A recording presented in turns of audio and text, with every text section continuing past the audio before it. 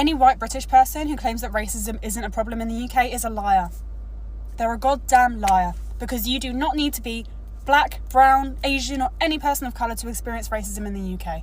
Casual racism is so common here between white people that just being white makes me a safe space for racists. If you've lived in Britain and you look like me, you would have heard racist comments, and I refuse to believe otherwise, because just now I was chatting to an acquaintance, and out of nowhere, he starts complaining about the state of this country and about the migrants crawling everywhere and how they are the reason that this country's on its knees. He said we are so inundated with brown people that white people have lost their rights in this country.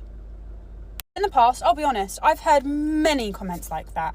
Many times a white person has just opened their mouths and spewed some of the most vile, hateful, unintelligent things just because I'm white. If I think that, I will just be like, oh yeah, okay, that's fine. And the worst part is, in the past, there have been times where I haven't said anything.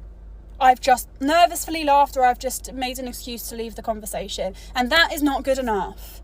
The reason that white racists see white people in general as safe spaces is because we have created safe spaces by not standing up and speaking up. In that instance, I turned around to him immediately and said, it's interesting to me that you're using some of the most vulnerable people in society as the scapegoat, and you haven't once mentioned the record number of billionaires made in the UK in the last few years. He instantly went, oh, I'm not racist, and started panicking, which kind of proves the point that maybe what he said was racist. If you need to start a sentence by saying, oh, I'm not racist, but, or you have to have a disclaimer at the end to be like, oh, I'm not racist though.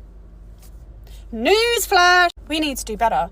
We need to do better. We need to be anti-racist in the face of racists, regardless of if there's any people of colour around. We need to make sure that racists are scared to be racist in any environment. But honestly,